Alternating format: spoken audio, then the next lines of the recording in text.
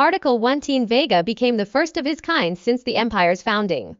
Thus, Veiga's notoriety spread rapidly throughout the Third Army Group, a 10-year-old child, adorned with the Iron Cross and the wings of the Empire. Wielding a short dagger as his preferred weapon and crucially, his smile. These fragmented pieces of information formed the majority of the army's impression of Veiga. Upon encountering someone bearing these hallmarks, they would invariably choose to avoid him. Veiga remained completely oblivious to his infamous reputation. At that moment he was dressing meticulously, setting off for the professional guild, the Mage's Quarter. In his eagerness to become a mage faster, this miser even indulged in a luxury. Hiring a carriage to take him to the professional guild. Through the carriage window, Veiga saw the bustling marketplace. If one were to compare the environment of Kalini to paradise, then the borderlands would undoubtedly be the abyss of hell. Even the slums of the North District were more prosperous than the borderlands. No wonder the soldiers of the borderlands were always desperate to return to Kalini. Was this a blessing in disguise? Quickly dismissing the absurd thought, Veigar would rather stay on the border for another 3 months than return to Kalini under such circumstances. The border meant he could constantly improve his strength. But in Kalini, opportunities for advancement were scarce. Killing civilians was illegal. And he could rely on traditional cultivation methods to improve his strength. As for upgrading his troops, last week's battle left him with barely a tenth of his forces. Strictly speaking, he no longer had any troops under his command. Once the heat died down, he would undoubtedly be assigned a new position. But whether any superior officer would accept him as a subordinate remained to be seen. In the blink of an eye, Veigar reached the gates of the professional guild. It was as quiet as ever. A stark contrast to the bustling administrative street. Only professionals and staff frequented this place. Outsiders won't dare to cause trouble here. Veigar headed towards the mages section. Ha! Corporal Veigar. Lieutenant.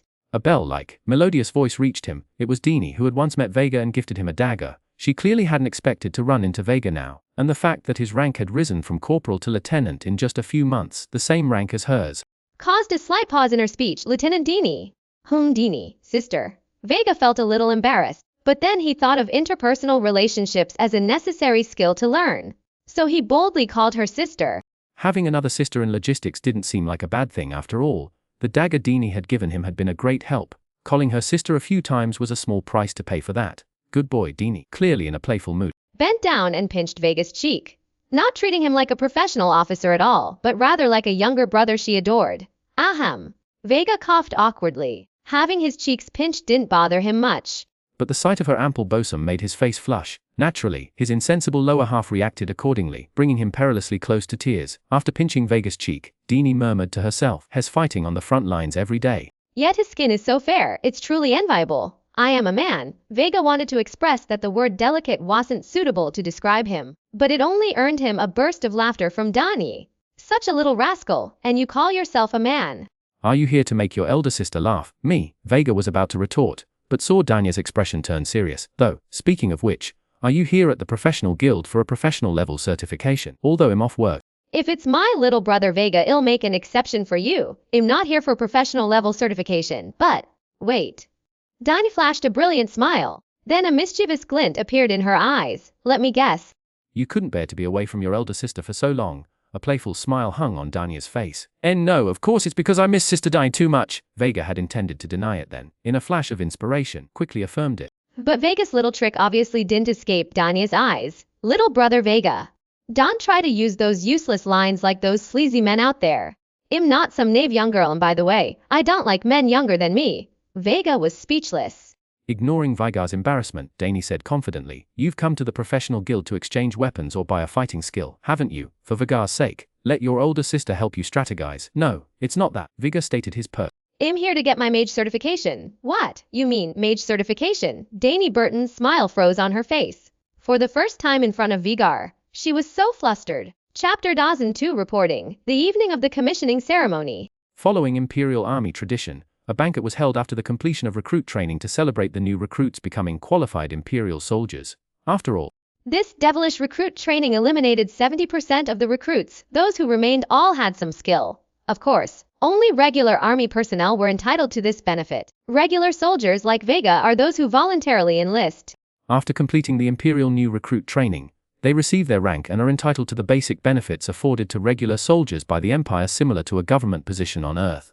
Conversely, 70% of those eliminated during new recruit training are designated as Imperial Common Soldiers, while they still receive lower pay and basic subsistence benefits than regular soldiers.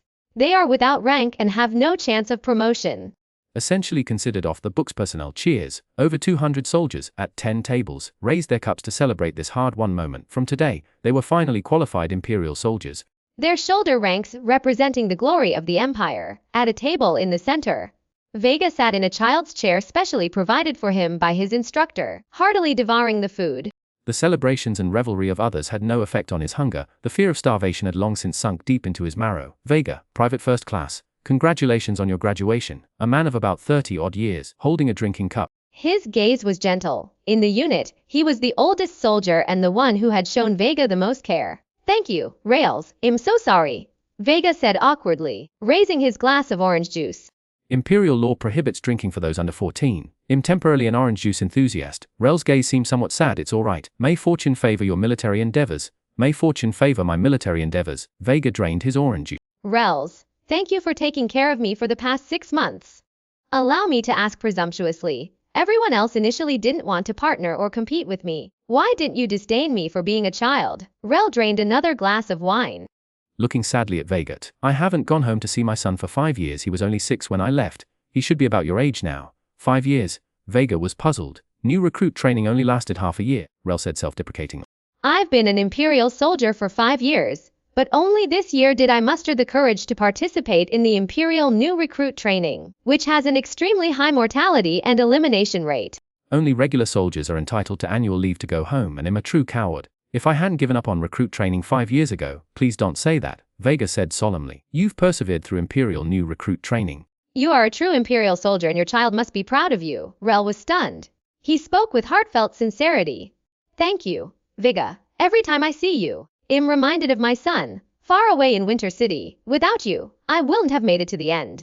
In fact, I've always wondered, how did you persevere until today? Veiga put a piece of roasted meat in his mouth. He pointed to the abundant dishes on the table. See this is my motivation. You can't imagine the hardship of being half naked in tender winter. Scavenging for scraps with stray dogs, Veiga rolled up his sleeves. He revealed a deep scar on his arm. This scar is from a fight with a stray dog. Unfortunately, I couldn't afford medicine back then. If I had chosen to volunteer for the army, rabies would have killed me. At that moment, Riesel suddenly understood why Veiga, at the age of 11, had completed the grueling recruit training that even adults struggled with, and earned the rank of corporal with top honors, because from beginning to end, he had trained with the determination to die. If you don't have exceptional talent, you at least need the determination to die. Veiga pushed a steak towards Riesel, offering a genuine smile the next day.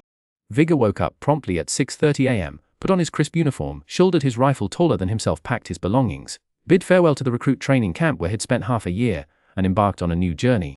Had been issued 3rd Army Group, 7th Division, Sen Brigade 47th Platoon, 11th Squad Private. The 47th Platoon belonged to the 3rd Regiment, both considered elite units. The platoon consisted of 4 squads, and the 11th Squad belonged to the 3rd Squad, the best in the entire platoon, receiving the most resources. This information had been gleaned from the instructor last night. A slight smile played on Veiga's lips as he knocked on the reporting office door. Sure enough, effort and reward were proportional. Without his outstanding training performance and starting rank of Private First Class, he would never have been assigned to such an elite squad. The aces are saved for last.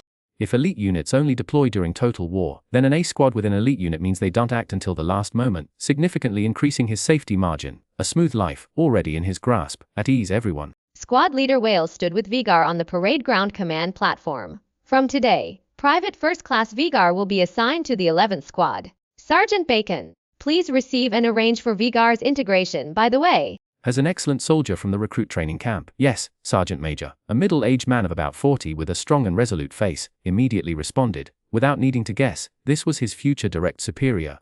He glanced at the 50-man platoon, noticing that the other 4 squads were armed with long spears, while Sergeant Bacon's squad uniquely carried short blades. Setting them apart, the Empire had strict regulations regarding weaponry. Ordinary soldiers were only permitted to use spears, shields and swords. Only lieutenants, company commanders or professional soldiers could wield cross-shaped longswords, symbols of honor, status and prowess.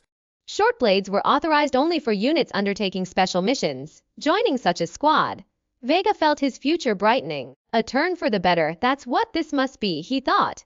Private Veiga, you may rejoin your squad. The sergeant quickly descended from the command platform. Being only 11 years old and 140 meters tall, Sergeant Bacon positioned him at the head of the rank squad, at ease. The squad leader gave the rest order.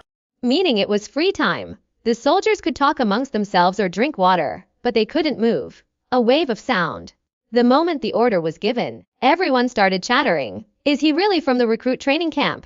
No mistake. That's the medal of an excellent soldier. Damn it, the Empire actually sent a child to the battlefield. Most were expressions of astonishment. Some also harbored disdain, contempt, concern, and anger. However, the medal of an excellent soldier directly proved that Veigar was already an excellent Imperial soldier, even surpassing those present. Chapter 3 Border Patrol. Half a month later, Veigar had basically adapted to the life and training here. His 10 new comrades didn't give him a hard time because of his age. On the contrary, they often helped Veigar. The Imperial Army emphasized absolute obedience to superior orders and team unity. On the battlefield, they generally operated in squad. If you didn't trust your comrades, or even had conflicts with them, you were very likely to die a horrible death. Even a fool knew it was better to offend a superior officer than a comrade. Over half a month, Veiga learned what unity meant in the entire team. Regardless of whether they were non-commissioned officers or ordinary soldiers, no one looked down on anyone else. Instead, they supported and helped each other, willing to suffer losses themselves to consider their teammates. In this 10-persons, Bacon held the rank of sergeant. Of the remaining 9, besides Veiga, who was a private first class, the deputy squad leader was a corporal. 2 comrades were lance corporals, 3 were privates, and 2 were ordinary soldiers without rank. This showed that the squad was top tier. You see, in a cannon fodder unit, a private first class was enough to be a squad leader. Attention! The sun had just begun to rise, but the squad was already assembled. After a basic training session, squad leader Bacon surveyed the group and said, "We've had a leisurely half month, but today, the work resumes. We've received orders from above. Today's mission is the same as before: border patrol and reconnaissance. Report, speak." Veiga asked, somewhat bewildered. Do we often receive missions like this? Why don't other squads need to take on any missions? Only daily training. In half a month of observation, Veiga hadn't noticed any squad needing to go on field missions. My apologies for not mentioning our squad's unique nature. As you know, each member of our squad is an elite soldier capable of independent action. Greater ability means greater responsibility. As the elite squad of the entire company, our regular task is reconnaissance and patrol of the J95K1 border section, approximately every half month. How could this be? Veiga was completely stunned, so much so that he even ate his favorite breakfast later in a daze. This elite squad would usually be responsible for guarding high-ranking officers, and even in a full-scale war, they would be assigned to the rear echelon for crucial support work. But now has told he'll be patrolling and conducting reconnaissance on the border. The border is not peaceful, especially with the increasingly tense conflict with the United Kingdom recently. If 2 patrol teams collide, a fight is inevitable, meaning, every half month we're risking our lives, Veiga regretted. He regretted performing too well during training, leading to his assignment to this special unit. Even the short blade, envied by other soldiers, felt like a burning brand in his hand. Snap! Sergeant Bacon, mistaking Veiga's nervousness for first-time jitters, patted him on the shoulder. Veiga, he said, no need to be nervous on your first field mission. We patrol a rather secluded section of the border. We rarely run into those bastards from the United Kingdom, only once last month in the past 2 years. At this point the marching column fell silent. Veiga seemed to realize something. Did our squad clash with a UK patrol last month? Veiga, a teammate beside him, started to caution him, gesturing for him to stop questioning. Bacon shook his head, indicating it was alright. It's not a secret. We lost a teammate last month, but those UK bastards didn't fare any better. They lost 4. Don't worry. Bacon quickened his pace. We just ran into them last month.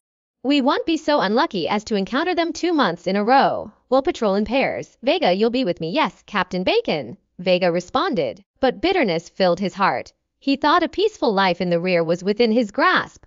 But unexpectedly, he was sent to the front lines. While the death rate wasn't as high as the cannon fodder guarding the border, there was still considerable risk. Patrols were conducted in pairs. Veiga and Bacon were responsible for border code K97.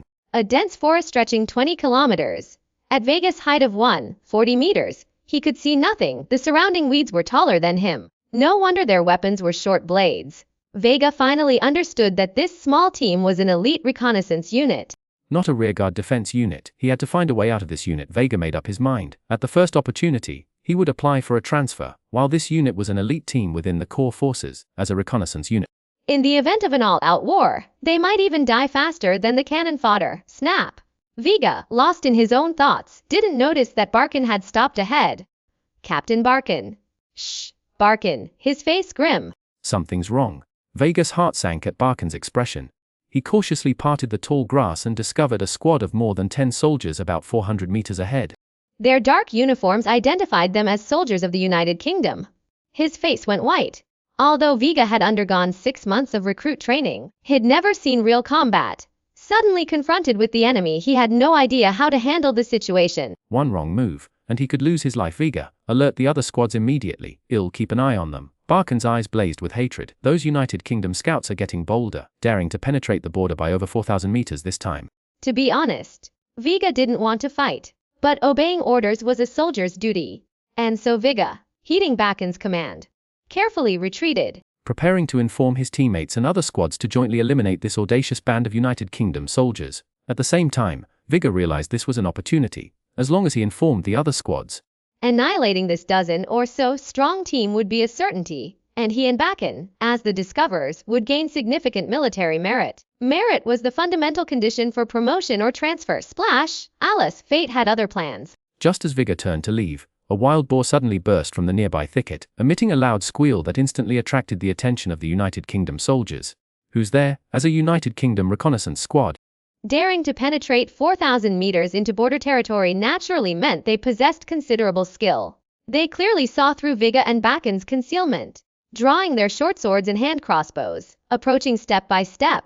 Chapter 4. Stirring up the hornet's nest. The enemy was closing in. It all happened too suddenly. Neither Veigar nor Barkin had expected a wild boar to charge from the woods, and even worse, it chose their direction. Their position was completely exposed. Veigar forced himself to remain calm and began analyzing the situation. Escape was impossible. They were less than 200 meters apart. Any attempt to flee would turn him into a pincushion. Were there any other options besides running? Facing 10 opponents with only 2 of them meant certain death. While the United Kingdom's army was undeniably weaker than the Empire's, their strength lay in their elite reconnaissance units. Their intelligence network was unparalleled on the continent of Galan. In other words, the reconnaissance units were the United Kingdom's trump card. This 10-man squad, armed with crossbows and daggers, communicated with hand signals Veigar didn't understand. Slowly closing in with an impeccable formation that demonstrated exceptional special operations capabilities, there was no flaw in their approach. In this situation, Veigar could only place his hope in Captain Barkin. Captain, what do we do now, Private Veigar? The glory of the Empire is with you, Barkin saluted Veigar. His eyes were filled with a mixture of despair and bloodlust, the look of a cornered wolf ready to fight to the death. Veigar knew this look all too well. Last winter, he'd worn the same expression while fighting a stray dog over a garbage can. It was kill or be killed. Veigar understood Barkin's command. Surrounded, without reinforcements, and with their escape route cut off, there was no option left but to fight a battle where killing one enemy meant no loss, and killing 2 meant a certain gain. For the glory of the Empire, a single tear rolled down Veigar's cheek, a tear born of bitter resentment.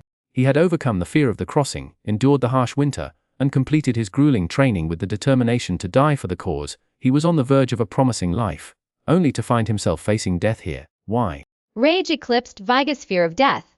The killing techniques drilled into him during his training resurfaced, filling his mind with a single word: kill, victory or death. He didn't want to die. Barkin moved, and Veigar moved with him, instead of retreating.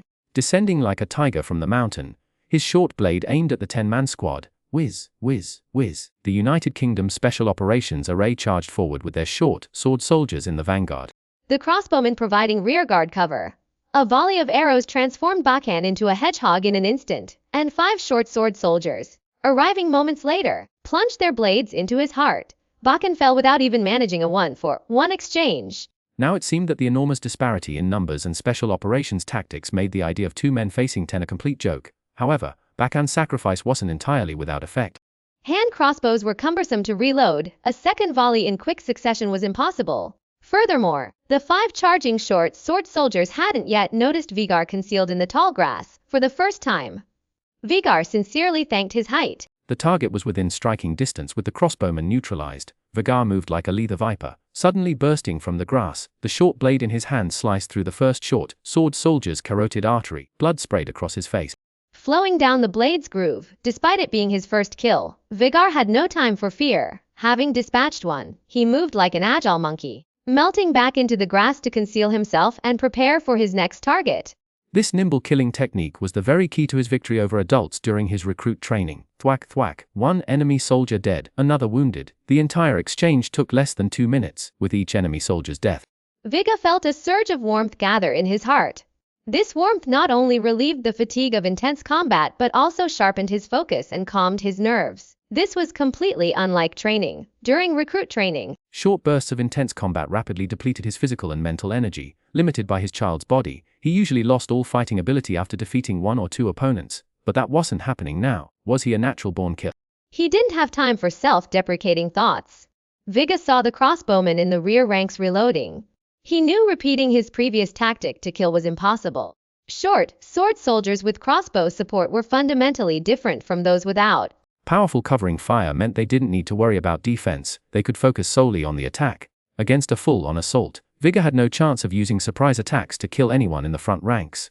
The best-case scenario was a 1-for-1 trade, killing one and then being riddled with arrows. Continue to lie in wait and look for an opportunity. Veigar calmly hid in the lush tall grass, peeking out with one eye to observe the enemy's every move. For every's a counter trick, Veigar's plans were intricate, but the enemy was clearly no fool. The leader of the short sword soldiers made a gesture Veigar did understand. The soldier whose left hand Veigar had injured pulled out a metal igniter. Looking ready to set the area ablaze. Not good. Veigar's heart pounded. It was late autumn, the grass was dry, the land parched. If that igniter lit the grass, within 10 minutes he would be consumed by the flames. Reduced to ashes, Veigar moved. He couldn't afford to stay hidden any longer and directly revealed himself, charging towards the soldier with the igniter. The United Kingdom soldier laughed cruelly. He stowed the lighter away as if had expected this, drawing a short knife with his right hand. Charging at the soldier, caught a glimpse of that ferocious, bloodthirsty smile. Had been tricked. A sickening thud echoed in Veigar's heart. His face went pale. He hadn't realized they were within 4,000 meters of the Empire's border. Soldiers from the United Kingdom wouldn't dare start a fire. The smoke would inevitably attract Imperial soldiers, and they wouldn't be able to return to the United Kingdom safely. This was a calculated move, a deliberate attempt to flush them out. Veigar finally understood the gap between himself and true elite forces. True elite soldiers not only possessed superior combat skills and killer instincts, but also exceptional intelligence. His opponent had clearly exploited his desperation. It seemed this was the end. Realizing he had no chance of survival once his position was exposed, Veigar determined to take one with him, pressed his attack, dodging the injured soldier's knife and plunging his own blade into the man's heart. Shh! 5 arrows were already whistling towards him, a certain death. Chapter Xuanhuan 5 Extraordinary Evil Power. One wrong step, and the whole game is lost, if Veigar continued to lie in wait. Doing everything he could to hold out for another half hour, the other members of Squad 11 would inevitably realize that he and Bacon hadn't met up on schedule and that they were in danger, and would notify surrounding squads to come to their aid. But he had fallen for a ploy to flush him out. Even the most venomous snake, once exposed to the sunlight, poses no further threat. Veigar's fighting skills were unquestionable. What he lacked was experience. And the whistling of the arrows told him that this lack of experience was enough to cost him his life. Was this the end? Veigar viciously pulled the blade from the other man's chest. Killing one wasn't a loss, dying with 2 was a profit. He had already killed 3 people, counting Bacon's life, sacrificed to draw fire. This deal wasn't a bad one, was it? Oh yeah, I really want to live. Despair filled Veigar's eyes, and at that moment, the United Kingdom soldier before him finally breathed his last. Thump thump, a warm current surged through his blood and back into his heart. Veigar's heart beat violently, irregularly, as if it would burst from his chest. He found that the oncoming arrows were slowing down. It wasn't the arrows, the entire space was slowing down. The flapping wings of a lone wild goose. The withered reeds swaying in the wind. The ferocious and bloodthirsty expressions on the enemy's faces. The world had become incredibly slow, yet his heartbeat grew faster and faster. What the hell is going on? Without time to ponder the reason, Veigar dodged the arrow. Whoosh whoosh whoosh. All the arrows flew wide. Veigar somehow managing to completely evade them before counterattacking with a fatal blow to the nearest short sword fighter. Thump, a clean, swift slice severed an artery. With the death of the 4th enemy, a warm rush surged into his heart, and Veigar felt as though the only sound in the world was the pounding of his own heart. Evil, a demon! He's a demon! The last short sword fighter's face was ashen, his hands trembling as he clutched his weapon. Fear had completely consumed him. A child's body, yet he had slain 3, dodged a volley of arrows, and then killed another. If he hadn't witnessed it himself, this unbelievable tale would be dismissed as a joke. But he no longer had the chance to speak. Strike while the iron is hot. Though he still didn't understand what was happening to his body, Veigar launched his attack on the last short sword fighter. On a battlefield of life and death, a single moment's hesitation could cost a life. Blood gushed forth. As a fifth surge of heat flooded into Veigar's heart. Boom! A world-shattering sound echoed in his mind, and a black and white icon appeared before him like a holographic projection. Then, the grey shattered into a kaleidoscope of color. Arcane mastery activation successful. With a single glance, Veigar recognized the icon, the passive skill of the evil little master. Arcane mastery. In the world of law, Yordles are a miniature race of righteous beings, possessing small bodies and adorable appearances. They typically inspire a protective instinct in ordinary people. Veigar, the evil little master, is one such Yordle. But unlike ordinary Yordles, he is a twisted black magic sorcerer. The word demon seems tailor-made for him. It could be said that evil is his nature. Despite his small stature, he can inspire a chilling fear in the hearts of others. As a corruptor consumed by cosmic energy, he is one of Valorant's most powerful mages. Arcane mastery is his passive skill. Every kill or assist permanently increases his spell power. Unlike other heroes with limited growth, this passive skill makes Veigar the tiny master of evil infinitely scalable. Given enough time in a game, he'll show you the true meaning of dark magic. As a League of Legends player, Veigar is also my favorite champion, and now, his passive skill has been transferred to him. The 5 previous streams of heat might be the magical energy gathered after a kill. Energy that enhances his perception and physical strength, granting him the power of a comeback kill. Even death trembles at my arrival. A bloodthirsty gleam flashed in Veigar's eyes. He was no longer a viper lurking in the shadows, waiting for an opportune strike, but a demon who commanded fear, extending his bloody hand towards the 5 remaining soldiers of the United Kingdom. Naturally, wouldn't sit idly by. A new volley of crossbow bolts rained down, completely sealing off Veigar's blind spots. Too slow. In Veigar's eyes, he had dozens of ways to avoid the speeding bolts, but he didn't. His sixth sense, or perhaps his body, told him he could withstand the 5 speeding arrows. Ding ding ding. As Veigar had anticipated, the 5 arrows struck like they were hitting steel, all falling to the ground. Veigar, however, was unharmed. The arrows hadn't even pierced his uniform. A professional! That kid's a professional! The exclamation from one of the crossbowmen caused an uproar. Upon hearing the word professional, the other 4 crossbowmen turned and fled without hesitation. Bloodshot eyes filled Veigar's gaze, like a demon maddened by bloodlust, as he swiftly began to slaughter his enemies. It was a complete one-sided massacre, his body enveloped in magic, Veigar needing no defense. Eliminated 4 soldiers in under 3 minutes. Demon. The last soldier's terrified scream still echoed as Veigar's blade plunged into his heart. The enemy's crimson blood stained his body completely, transforming him into a demon from hell in the eyes of his hastily arriving teammates. Thud. With the crisis over, Veigar, his nerves stretched taut, could no longer support himself and collapsed to the ground. Veigar, several teammates called out, rushing towards him along with others from their squad. See, Captain. A soldier from another squad swallowed hard. Every kill the same method. This kid took out 10 United Kingdom special reconnaissance soldiers single-handedly. Gulped. Everyone present swallowed hard. Special reconnaissance soldiers weren't ordinary soldiers. Another soldier added, we arrived on the scene too late to help. He finished the fight in 3 minutes, judging by his brutal fighting style. It seems he awakened his magic in this battle, becoming a professional. One of the lieutenants, a serious-looking officer, addressed Veigar's teammate. Private, he asked. Tell me, who is this child? The teammate puffed out his chest proudly. Veigar. The platoon fought 7th Company, 9th Battalion, 2nd Regiment, 7th Division. This episode is complete. Welcome to subscribe, turn on the small bell, forward. Please leave your comments. I will continue to update the content behind.